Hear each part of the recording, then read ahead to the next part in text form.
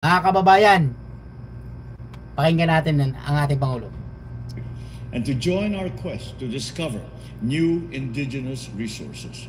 This progress would not have been possible without our private partners and investors who are with us today.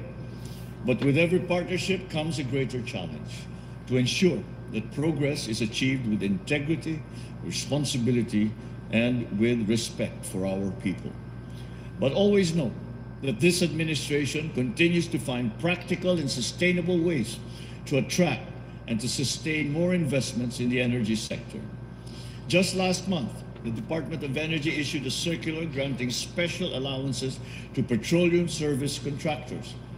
This will encourage exploration in new petroleum, promote gas development in remote areas, and allow fair cost recovery.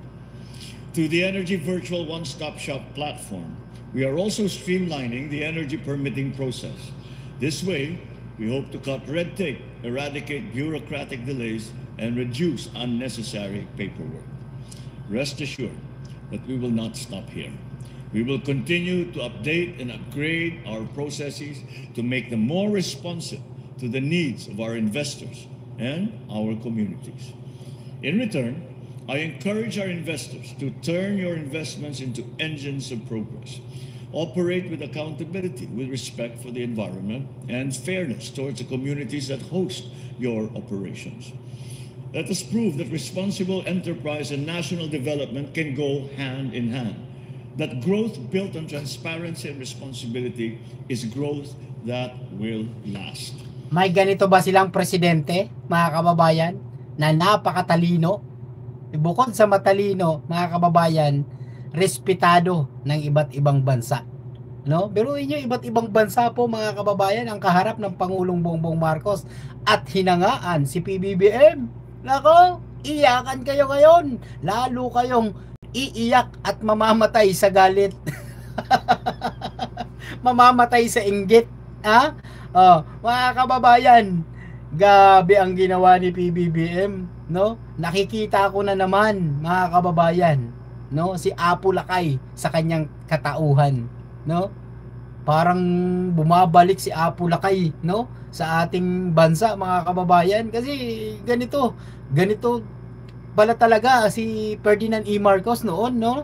Mga kababayan, talagang pag nagsalita, mga kababayan, tinitingala ng iba't ibang bansa at nire-respeto, mga kababayan, at hinahangaan, no? Ganun ang kanyang ama katalino.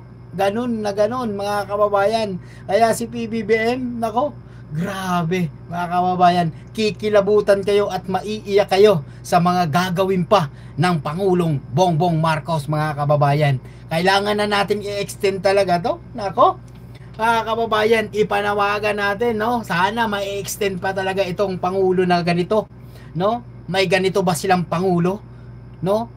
Na tanging iniisip ang kapakanan ng bawat Pilipino, hindi ng pangsariling interes. 'Di ba? Mga kababayan, magising na kayo. Lalong-lalo na yung mga kritiko ng Pangulong Bongbong Marcos, magising na kayo sa katotohanan. Alam na alam ninyo kung gaano kayo lokohin ng mga iniidolo nyo. Mga kababayan, dito pa lang sa mga ginagawa ng Pangulong Bongbong Marcos, nakaka-appreciate na, no? Sobrang maa-appreciate mo, halos iiyak ka, no? Kikilabutan ka sa mga gagawin pa ng Pangulo. Pakinggan natin. At sa ating mga kababayan, nagsisikap ang pamahalaan sa pag-aaral, pagtuklas at pagpapaunlad ng likas na yaman ng ating bansa upang ito'y mapakinabangan ng bawat isang Pilipino. Di ba?